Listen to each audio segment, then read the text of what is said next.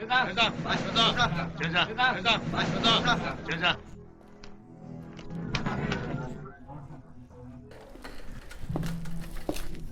好啦，咁多位揸 fit 人都到齊啦，咁我哋開會啦。感謝主啊！我真心噶，絕對唔係隨口噏噶。我成個人係冇一忽唔多謝主。佢幫過我嘅地方，我通通都記得噶。我得罪咗佢，佢竟然仲原諒我。我有病嘅時候，佢仲醫翻好我。當我喺地獄門口幾乎死，佢唔單止搏晒老命救翻我，之後仲對我好好，仲俾好多好嘢過我。我開心到好似變翻細路仔收到禮物咁啊！邊個俾人蝦到上心口，佢就出嚟主持公道。從摩西開始，佢就同以色列人講，佢做事有規有矩啊，但佢亦都好明白你，好就住你，唔係咁易嬲，係人都知道佢錫你。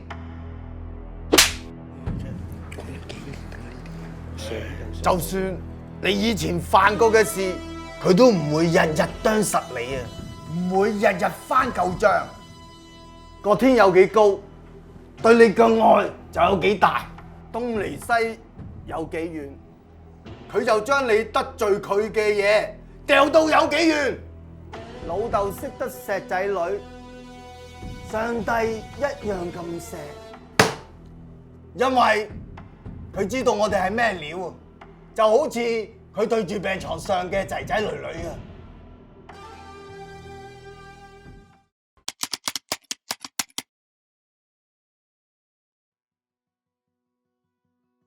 基督徒咧有啲咩嘅説話咧，係會令到人覺得非常之討厭咧？可能呢一個係以下係其中一句。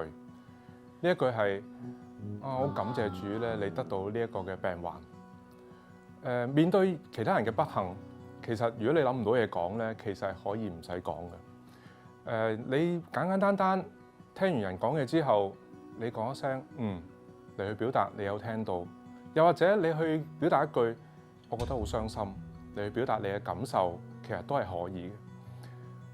有一次咧，我嘅教會嘅同工，即係好感謝佢，佢引用咗我呢本書裏面其中一個段落，佢同大家講一番嘅説話，讓到大家去更好咁樣去同病患嘅屍體同行。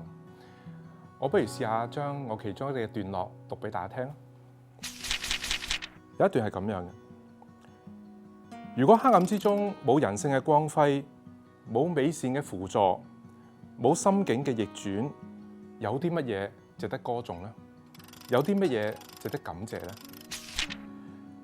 因住患病，我哋可能會見到嗰啲本來唔大係察覺嘅關懷愛顧，對生老病死有更多嘅反思，但係我哋唔會感謝患病，我哋只會為嗰啲喺病榻之中送上嘅窩心暖意而感恩。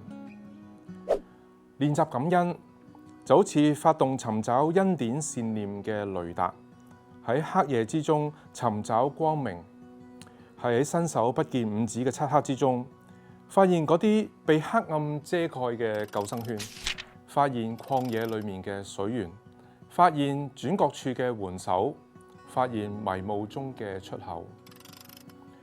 好感謝同工喺當中引用到呢一個段落，我同佢講。